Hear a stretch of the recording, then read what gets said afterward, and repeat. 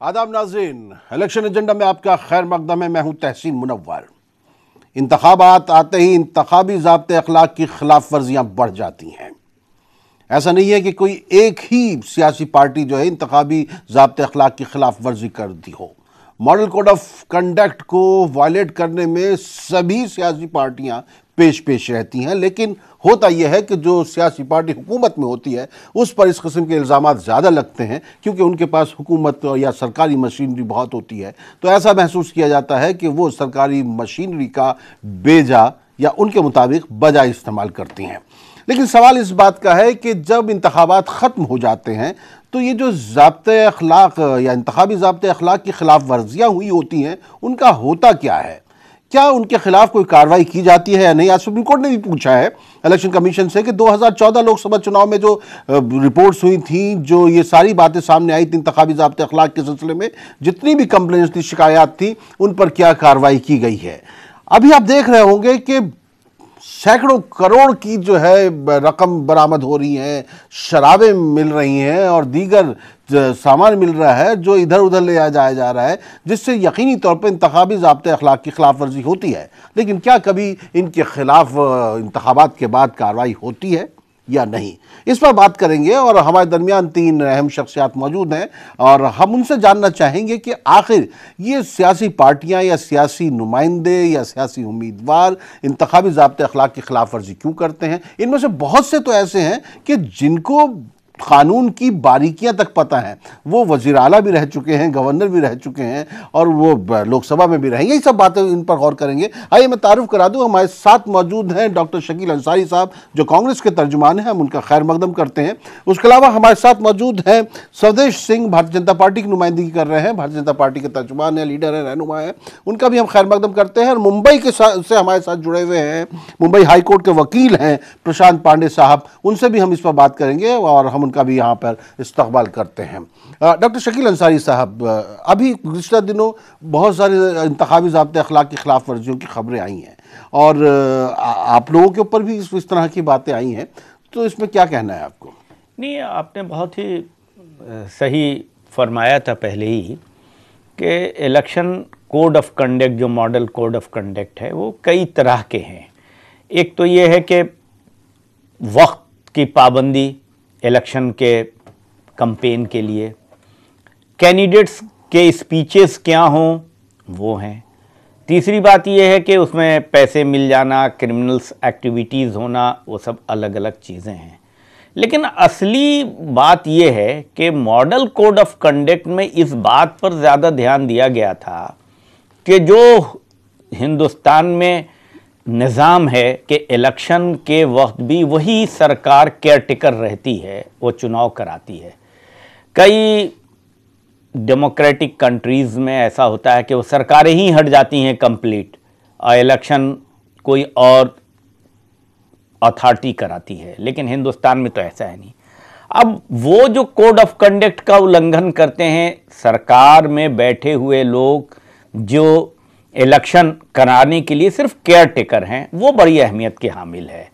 अभी जो कई चीज़ें हुई हैं, जैसे इलेक्शन कमीशन को कंप्लेन तो किया गया, इलेक्शन कमीशन ने नहीं उसको मांगा, लेकिन जिस तरह से साइंटिस्ट के जो कामयाबी थी उसको सरकार की अपनी कामयाबी को दिखाने की कोशिश जो प्राइम मिनिस्टर ने की, उसका कंप्लेन से किया था, लेकिन इलेक्शन कमीशन ने नहीं मांगा। अभी जो लेटेस्ट आ रही है कि गवर्नर साहब हैं, उन्होंने वायलेशन किया है और उन्होंने इलेक्शन कमीशन का जो नॉर्म्स है उसके मुताबिक एफआईआर दर्ज होती है।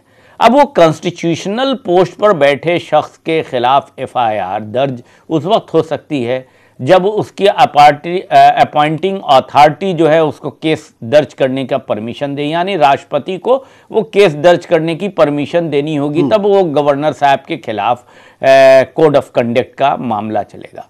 जो एक सवाल आपने किया, बहुत सही किया, जो कोर्ट ने भी पूछा है कि इलेक्शन के बाद इसकी मॉनिटरिंग ज़्यादा नहीं हो पाती है। उसकी मॉनिटरिंग जब तक ज़्यादा होगी नहीं और सीरियसनेस नहीं रहेगा। कई बार केसेस रहते हैं, केसेस में बेल पर रहते हैं कैंडिडेट्स और दूसरे लोग, और वो बेल भी कई बार जब टूटने की पोजीशन पर हो जाता है, कोर्ट में लगातार वो अपीयर नहीं होते हैं, तो कहीं कहीं पर बहुत सीरियस हो जाता है। लेकिन आम तौर पे उसकी सीरियसनेस को मॉडल कोड ऑफ कंडक्ट का एक खौफ जब तक बनेगा नहीं, फ्री एंड फेयर इलेक्शन कराने में बहुत सी परेशानी। जैसे शकील साहब भी कह रहे हैं कि एक्चुअली उन्होंने कहा जो हुकूमत में होती है सरकारें, तो इनकी सरकारें हुकूमत में नहीं है, उन पर भी इस तरह के इल्जामात लगते रहे।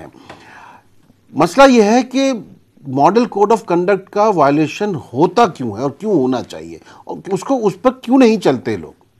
देखिए, इसको जैसा कि शकील साहब कह भी रहे थे कि मॉडल कोड ऑफ कंडक्ट को भी समझना चाहिएगा, उसको देखना पड़ेगा कि कितने तरह के होते हैं। जैसे कि स्पीच में कोई फ्रेज आ गया जिसको कि लीडर ने बोलते बोलते बोल दिया, एक ये हो सकता है। एक हो सकता है कि नहीं, बदजुबानी की, जिसमें कि आपने अब्यूज़ कर दिया, गाली दे दी, या कुछ ऐसा अपोजिशन के लीडर को कोई ऐसी बात कह दी जो बिल्कुल असंसदीय है।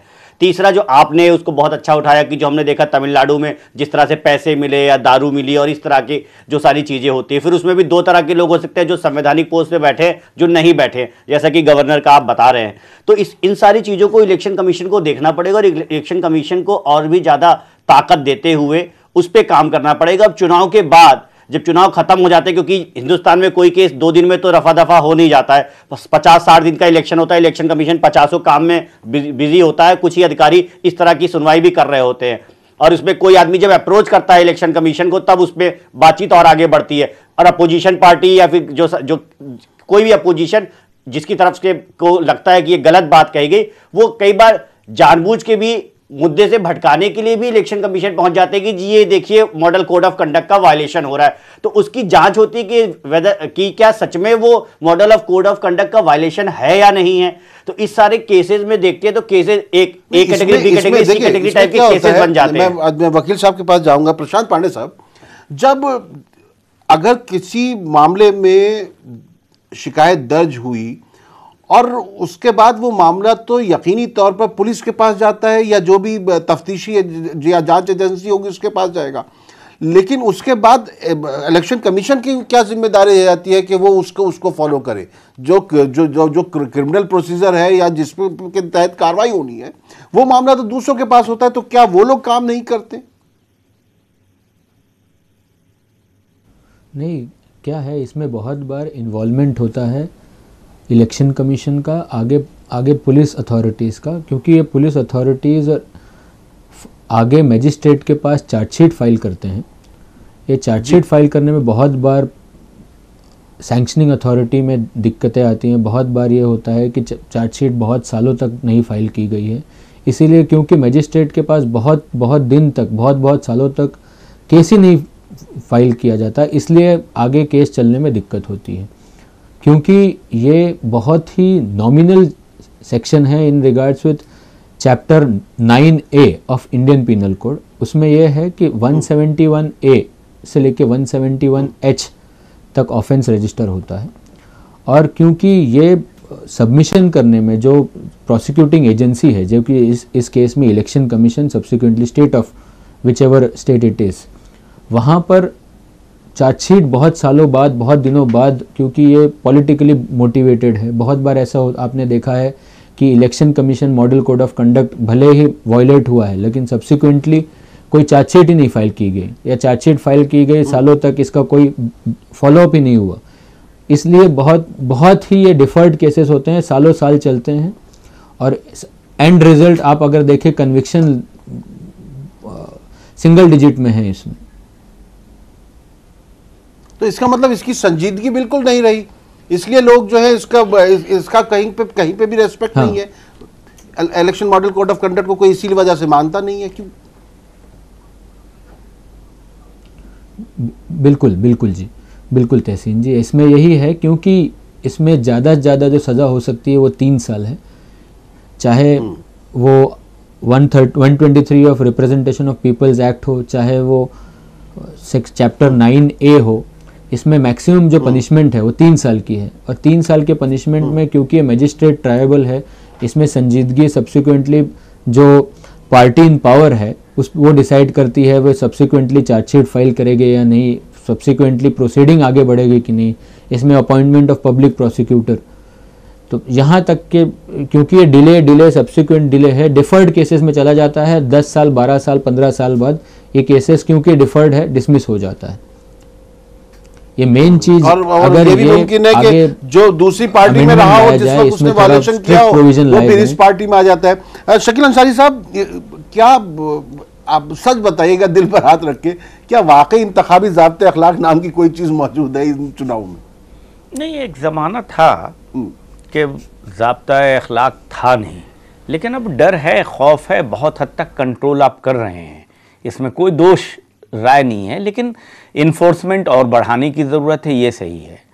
लेकिन जो एक डर है, खौफ होना चाहिए। अभी वकील साहब भी ठीक फरमा रहे थे कि कोई मतलब कि होता नहीं, क्यों नहीं होता है, अब इसकी वजह पर वो हमको लग रहा है सही तरीके से नहीं बता पा रहे वकील साहब, क्योंकि ये तो क्रिमिनल प्रोसेस में आता है, FIR दर्ज थानों में हो जाती है, थानों के बाद वो चार्जशीट होगा तो कोर्ट में जाता है। तो आप अपने मुल्क के अदलिया के निज़ाम को आप देख लीजिए, जहाँ बहुत बहुत सीरियस केसेस पड़े हैं, उनका निपटारा होने में मर्डर केसेस और दूसरे बड़े ज़रूरी केसेस सब में डिस्पोजल होने में काफ़ी वक्त लग जाता है। और उसी तरह तफ्तीश एजेंसी जो पुलिस वाली है, उसमें भी चार्जशीट फ्रेम करने में काफ़ी टाइम लग जाता है। तो ये इसलिए इलेक्शन के जो केसेस हैं, जो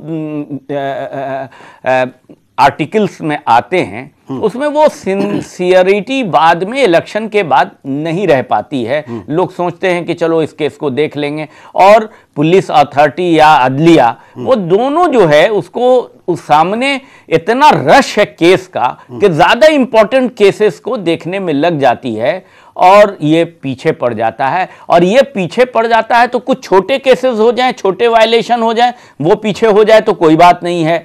जिस तरह से कई तरह के वायलेशन का तो एक बहुत लिमिटेशन है नहीं, बहुत तरह के हैं, छोटे बड़े सब है, लेकिन कई बार बड़े बड़े जो इलेक्शन को प्रभावित कर देते हैं जो इश्यूज, उनके ऊपर भी कोई कार्रवाई नहीं आती होती है, तो ये बड़ी अफसोसनाक है। तो इसमें तो सबसे बड़ी बात ये हो गई कि इलेक्शन कमीशन के पास जो है वो उस तरह की पावर फिर खत्म हो जाती है, 2 महीने के बाद नई सरकार आ जाती है तो उनकी पावर खत्म हो जाती है। नहीं, इसी पर बात करेंगे, यहाँ वक्फा ले लेते हैं, लौट कर आते हैं। नाज़रीन, हम इसी गुफ्तगू पे बात करेंगे, इसी गुफ्तगू पर इलेक्शन एजेंडा में आपका एक बार फिर खैर मकदम है। आज हम बात कर रहे हैं इंतखाबी ज़ाब्ते अखलाक को लेकर, और अभी ब्रेक में हम यही बात कर रहे थे कि जब मॉडल कोड ऑफ वायलेशन होता है इलेक्शन का और उसमें बहुत बड़ी रकम पकड़ी जाती है तो लोग अपने पैसे को भी छोड़ देते हैं, कहते हैं ये मेरा नहीं है। लेकिन सवाल इस बात का है यशवीर स्वदेश जी कि ये जो मॉडल कोड ऑफ कंडक्ट का वायलेशन होता है चुनाव में, ये जानबूझकर होता है या कभी कभी जो है ऐसे ही लापरवाही में हो जाता है? देखिए, बिल्कुल स्लिप ऑफ टंग भी होता है, इसमें दो राय नहीं है। और अपोजिशन को, यानी जो उनके विरोध कर रहे होते हैं, उनको अगर ऐसा लगता है कि इससे कुछ 2-4 दिन की टीआरपी ली जा सकती है, क्योंकि चुनाव दरअसल 50 दिन 70 दिन का पूरा खेल होता है, तो कुछ उसमें गेन कर लिया जाए और उसके बाद भी वहाँ उनकी तरफ से भी कोई फॉलोअप लिया नहीं जाता है, चाहे किसी तरफ की भी पार्टियाँ हों। तो इस प्रकार स्लिप ऑफ टंग भी होता है, कई बार जानबूझ के भी होता है। एक तो ये बयानात की बात हो गई, और उसके बाद जैसा कि हम लोग बात कर रहे थे कि जो पैसे मिलते हैं या जो शराबें मिलती हैं, उसके पीछे भी जो बड़े बड़े अधिकारी लगाए जाते हैं उसको फॉलोअप के लिए, वो कहीं और से आके उनकी वहां पे पोस्टिंग हुई होती है चुनाव के दौरान, वो भी अब इलेक्शन कमीशन के डिप्यूटेशन पे आए होते, वो भी अपना काम करने वापस चले जाते हैं। तो उस तरह का भी कोई फॉलोअप हो नहीं पाता है चुनाव के बाद। इलेक्शन कमीशन को दरअसल इलेक्शन के दौरान बहुत से ऐसे अधिकारी मिलते हैं। तो इस प्रकार से अगर इसको सही तरीके से करना है तो इलेक्शन कमीशन को और मजबूत बनाना पड़ेगा। और अगर इलेक्शन कमीशन सच में उसके बाद भी फॉलोअप ले, और कुछ भी अगर हमारे पास कुछ ऐसे केसेस जो जिसमें कुछ तो निर्णय निकल के आए, तो लोगों के सामने भी एक नज़ीर आएगी कि हाँ, ऐसा हमारे साथ भी हो सकता है, हमारा इलेक्शन कैंसिल हो सकता है, हमारे और जब्तियां हो सकती हैं, तो हमें ढंग से रहना पड़ेगा, इलेक्शन के 50 दिन भी ढंग से रहना पड़ेगा। प्रशांत जी, आपके पास कुछ इस किस्म के केसेस आते हैं जहां पर जो नुमाइंदा होता है सियासतदान, वो बहुत परेशान होता हो कि भाई मुझसे जो है कोर्ट का वायलेशन हो गया, अब मेरा क्या होगा, या बहुत इत्मीनान के साथ पेश आते हैं वो कि मेरा कुछ नहीं होगा? नहीं, केसेस तो आते हैं इसमें जो मॉडल कोड ऑफ कंडक्ट का उन्होंने वायलेशन किया है, जैसे किसी ने कोई स्पीच दे दी या ऐसे प्रोमिसेस कर दिए जिसमें वो कह रहे हैं कि हम आपको ये कर देंगे, हम आपको ये दे देंगे, ये कोड का वायलेशन है। बट ये क्योंकि मेजरली ये बेलेबल ऑफेंसेस हैं, मेजरली ये नॉन कॉग्निजेबल हैं, ये तभी के तभी मैजिस्ट्रेट के पास उनको बेल पे छोड़ दिया जाता है, बाद में 6 महीने 8 महीने बाद ये आगे उनको प्रोसीडिंग्स चलती हैं। अगर इनको थोड़ा गंभीर बनाना है तो इनको आगे और एक स्टेप जाना पड़ेगा, इनको थोड़ा स्ट्रिक्ट लॉज लाने पड़ेंगे। स्ट्रिक्ट लेवल तो खाली यही हो सकता है कि जिस नुमाइंदे के हक में वो मुहिम चला रहे हों उसका जो नॉमिनेशन है वही कैंसिल कर दिया जाए। क्यों शकील साहब? नहीं, देखिए ऐसा है कि बहुत तरह के मॉडल कोड ऑफ कंडक्ट है, तो बड़ी मोटी किताबें हैं, उनको पढ़िए, बहुत सारे एक्ट हैं उसमें, बहुत सारी चीज़ें हैं, तो उसमें आप क्या चाहते हैं कंट्रोल, ये सबसे इम्पॉर्टेंट है। तो अगर आप इलेक्शन में कंट्रोल करते हैं कि सरकारी तंत्र का नाजायज़ इस्तेमाल ना हो तो उसको अलग फ्रेमिंग कीजिए। अगर आप चाहते हैं कि जो इलेक्शन कोड ऑफ कंडक्ट के मातहत खर्चों का हिसाब किताब है उसी से ज़्यादा खर्च ना हो तो उसका अलग कैटेगरी बनाइए। और इस स्पीचेस में अगर कोई स्लिप ऑफ टंग हो गया, कहीं पर आपने हैंडबिल बांट दिए, कहीं पर आपने झंडे लगा दिए, कहीं पर आपने वॉल राइटिंग कर दिया, ये सब मॉडल कोड ऑफ कंडक्ट का वायलेशन कई जगह होता है जहां परमिशन नहीं है, सरकारी दीवालों पर कुछ लिखा गई ये वो। तो कौन सी कैटेगरी आपके इलेक्शन को फेयर, फ्री एंड फेयर करती है, कौन सी कैटेगरी जो आपने थोड़ा सा बराबरी मेंटेन करने के लिए किया है, उन सबको कैटेगराइज जब तक आप करेंगे नहीं और उस पर एफआईआर के अलग अलग शक्ल नहीं बनाएंगे कंप्लेन की, और इलेक्शन के बाद इलेक्शन कमीशन का इसमें कोई दखल नहीं बनता है, एकदम सरकारी तंत्र पर चला जाता है। और सरकार मान लीजिए कि सबसे ज़्यादा जिसके खिलाफ केसेस दर्ज हुए उनकी सरकार बन गई, तो वो तो सब ऐसे ही पेंडिंग डाल देते हैं। तो उसमें अगर आप कैटेगराइज कर देंगे तो आपको कुछ केसेस को लेके चलना पड़ेगा। पहले मकाम पर ही जो है सियासतदानों को मालूम होता है कि जो election model code of conduct है ये हमारा कुछ बिगाड़ नहीं सकता, क्योंकि पूरे मुल्क में इतनी बड़ी आबादी है और इतने ज़्यादा नुमाइंदे हैं और इतनी ज़्यादा कन्वेंसिंग वगैरह चल रही होती है, तकरीबन 1-2 लाख से ज़्यादा तो मॉडल कोड ऑफ कंडक्ट के वायलेशन हो ही जाते होंगे। जैसे बहुत शकील साहब बहुत ठीक बात कर रहे हैं कि उसको कैटेगराइजेशन करना चाहिए और तुरंत का तुरंत फाइन लगाना चाहिए, और उसमें A-B-C-D कैटेगरीज हो सकती है। अगर आप कम्युनल वायलेंस इंसाइट करते हैं तो उस पर कुछ हो सकता है। अगर आप क्या कहते हैं, अगर आपने हैंडबिल बांट दिए, 2000 की जगह 5000 हैंडबिल बढ़ गए, दोनों को आप तुलना नहीं कर सकते, दोनों को कंपेयर नहीं कर सकते। आपको गुजरात चुनाव का बताऊं, गुजरात चुनाव में चुनाव खत्म होने से 3 दिन पहले इलेक्शन कमीशन ने कहा कि भाई जो 36 घंटे हैं, यानी जब प्रचार खत्म होकर जब वोटिंग होगी, आप किसी चैनल पे और किसी अखबार पे एडवर्टीजमेंट नहीं देगा। तो हमारे जो अपोजिशन पार्टी के कांग्रेस के जो सबसे बड़े लीडर हैं उन्होंने क्या किया, एक चाय की दुकान पे चले गए, टीवी चैनल वहां पे आ गया, वो तो दरअसल चाय पी रहे थे और वो वहां पे उन्होंने बात कर ली, गुजराती चैनल था। तो इस प्रकार से जो पार्टियां हैं वो भी नए नए तरीके निकाल के ले आती हैं। अगर आप लॉ इन्फोर्समेंट ढंग से नहीं करेंगे, पीछे की कोई बयान है जो कि जानबूझ के दिया गया है या फिर कोई ऐसी कोई बात की गई है जो कि दरअसल वैसे भी कानून के दायरे में आती है, तो आप समाधान नहीं ढूंढ सकते। तो नॉमिनेशन फाइल करते वक्त क्या इस तरह का कोई वो होता है कि वो कोई कसम खाता है कि मैं election model code of conduct की जो है वो बिल्कुल खाता है। और अभी तो इलेक्शन कमीशन ने तो एफिडेविट शुरू किया और एफिडेविट की वजह से 1-2 लोगों का कैंडिडेचर कैंसिल भी हुआ है। उसको और ढंग से देखना पड़ेगा। किसी ने अपनी 2014 के चुनाव में एक्स रकम प्रॉपर्टी गिनाई थी और 2019 में ऐसा है, और अगर आप उसके जांच बियॉन्ड जाके करें कि ये कहां से आती है, आपकी और आपकी पत्नी की प्रॉपर्टी ऐसी है तो ये क्यों है, सिर्फ कागज दिखा देने से तो नहीं होगा। आपने बताया कि आप पॉलिटिशियन और आप क्या कहते हैं समाज सेवक है और आपकी रकम प्रॉपर्टी बढ़ गई है 40 गुना 5 साल में, तो इस पे कैसे रोक लगेगी? इलेक्शन कमीशन कैसे करेगा? बहुत सख्ती करने की जरूरत है इस पे, तभी इसका जो है election model code of conduct की जो है वो वकार बचा रहेगा, इसका सम्मान बना रहेगा।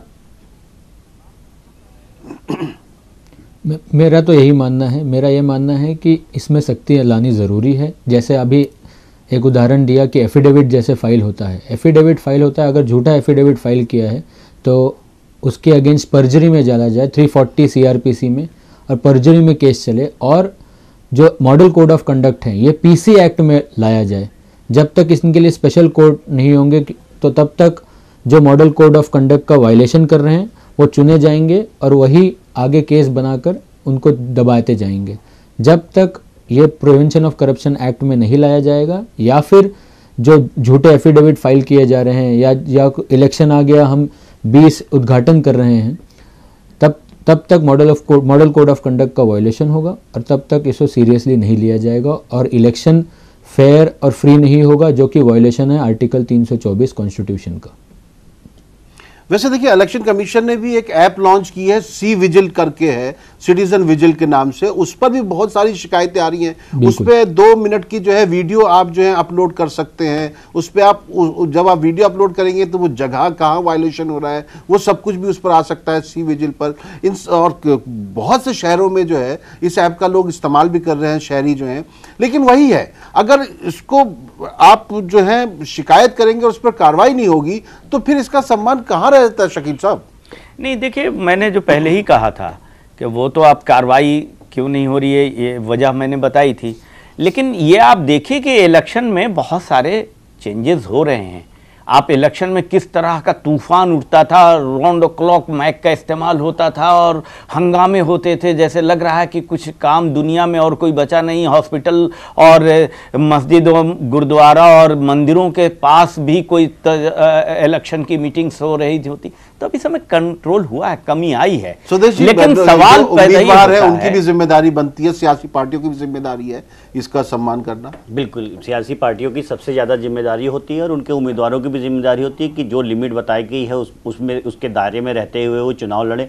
जो एफिडेविट दाखिल करते हैं उसको सही से दाखिल करें, नहीं तो अगर इलेक्शन कमीशन ने फिर से संज्ञान लिया, कॉग्निजेंस लिया और उसके बाद उनकी उम्मीदवारी कैंसिल भी हो सकती है। तो इन सारी चीज़ों को देखते हुए अपने वकीलों से बातचीत करते हुए और संजीदगी के साथ, क्योंकि चुनाव से आप देश बनाने जा रहे हैं, सरकार नहीं बनाने जा रहे हैं सिर्फ। चलिए, बहुत बहुत शुक्रिया आपको। नहीं, वक्त खत्म हो रहा है, लेकिन हम इसको आगे भी, क्योंकि हमें पूरा यकीन है कि election model code of conduct का वायलेशन करने वाले लोग कम नहीं हैं, तो हम इस पर आगे भी बहस कर लेंगे। लेकिन नाजरीन, असल चीज ये है कि आप भी ऐसे सियासतदानों को पहचानिए जो जानबूझ करके इंतखाबी ज़ाब्ते अखलाक की खिलाफ वर्जी करते हैं, और आप उस तरह की चीज़ों का में उनका साथ मत दीजिए। और उनके खिलाफ अगर आप वोट करेंगे तो वो भी समझ जाएंगे कि लोग जो है इस तरह की चीज़ों को पसंद नहीं करते हैं। हमने हमारा नेता ऐप पर जो है हमने एक सवाल पूछा था, आज कांग्रेस का मैनिफेस्टो आया है तो उसको हमने रेट करने के लिए कहा था, उस पर लोगों का क्या जवाब है वो आप देखिए और मुझे दीजिए इजाज़त। आदाब।